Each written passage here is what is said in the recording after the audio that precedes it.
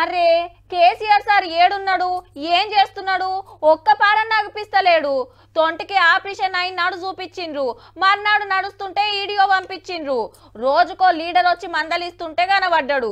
దవాఖానకెళ్ళి ఇంటికొచ్చి అగుపడ్డాడు. దగ్గర 3 వారాలు పెద్ద సారు మళ్ళా కనబడక పార్టీ ఎందుకు ఓడింది, ఏం చేద్దామనే మీటింగ్లు సుతా రామన్న హరీష్ అన్నే చూసుకుంటుండ్రు. ఎట్లున్నాడో అని అభిమానులు ఆత్రపడుతుర్రట. చూడరి మరిగా. ఇంటికొచ్చిన ఆంధ్ర సీఎం జగన్ అన్నని ఇట్లా అమ్మురుకొని ఇంట్లోకి దోలుకపోయిండు.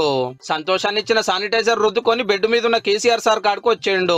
పూల గుత్తి షాల్వ్ ఇచ్చినాక పక్క కూకొని ఏమైంది, ఎట్లా అయింది, ఇప్పుడు ఎట్లున్నది, ఇంకెన్ని రోజులు రెస్ట్ తీసుకోవాలంటని ఈ ముఖ్యమంత్రి అడుగుడు మన మాజీ ముఖ్యమంత్రి ఎప్పుడు నడిచింది. ఇప్పటికే 3 వారాలు అయింది, ఇంకో 3 వారాలు పట్టొచ్చినట పూరగా కోలుకుంటానికి. అప్పటికే ఏళ్ళైంది కాబట్టి ఇద్దరు కలిసి పువ్వా తిన్నారు. ఏందక్కువ గంటన్నర సేపు ఇంట్లుంటే 40 నిమిషాల దాకా ఇద్దరే మాట్లాడుకున్నారట అందరినీ బయటికి పంపి.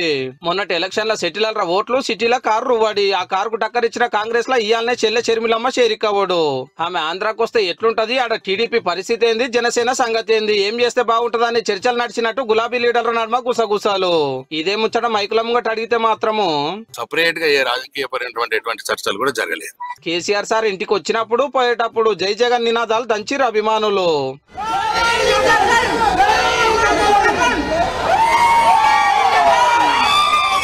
ఈడికెళ్ళి సీదా లోటస్ పాండ్ కు వచ్చిండు. 2 ఏళ్ళ సారీడికి రాక చెల్లె ఢిల్లీలో ఉన్నది, అమ్మతోటి ముచ్చట పెట్టిండు. ఆంధ్రాలో ఎలక్షన్లకు యాలైతుంటే షర్మిలక్క కాంగ్రెస్ లో చేరికైనాడే కేసీఆర్ సార్ ను కలుసుడు, అటెంక అమ్మతోటి మాట్లాడే వరకు ఇక రాజకీయాలు ఎట్లుంటాయో చూడాలి.